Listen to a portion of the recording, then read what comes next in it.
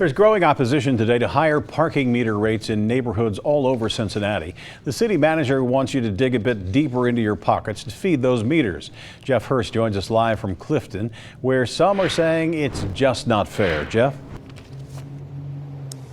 Well, good evening. Parking, there's a science to it. You have to consider, raising revenue for the city. You have to make sure there's turnover so the merchants are happy, and you don't want to gouge the people who park. But here in Clifton, there's a sense that things may be getting out of balance.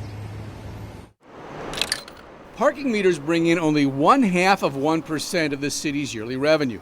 But right now, parking meters seem to be bringing in 100% of the controversy, particularly in Clifton. I'm not troubled by the idea of increases if they're moderate. I don't understand, it's not obvious to me why Clifton is in for a doubling at the same time that other neighborhood business districts with a lot of traffic don't have that large an increase. City Manager Harry Black wants to raise parking meter rates in most parts of town. The average increase would be about a quarter. But in 4 neighborhoods, which are really sort of one large continuous neighborhood, Clifton, the Heights, Cuff, and Coreyville, rates would double from 50 cents an hour to $1. And this did not go over well with shoppers in Clifton. One telling us she'd just go somewhere else rather than feed a hungrier meter. I'm not going to just, drive, 2 blocks down to park on a street that doesn't have meters. So I would just go by and go to a place that actually had free parking or cheap parking. The city manager has proposed several parking-related increases to help cut the city's projected $26 million deficit. Raising parking tickets from the current $45 to $60 would bring in $900,000 a year. A locking boot put on the tires of those with multiple unpaid tickets would bring in $600,000. You pay up to get the boot unbooted. And the meter rate increase would bring in $640,000. That's a total of more than $2 million. But Mayor John Cranley is against the higher ticket costs, and the boot might get the boot as well.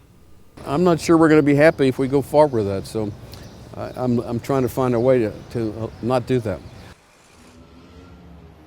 If City Council kills all of the city manager's parking increase and rate increase proposals, they've got to come up with $2 million somewhere to help cover that deficit. Council has until the end of June to come up with a budget and figure out the parking issue. And so, as they say in the world of parking, the meter is running. Live in Clifton, Jeff Hurst, Local 12 News. I've got half an hour to stand here. Back to you. I'm going to take up just about 30 seconds of that time. The cities, these are the problems the cities have forever. They want to attract people to come downtown, but you have to pay to do so.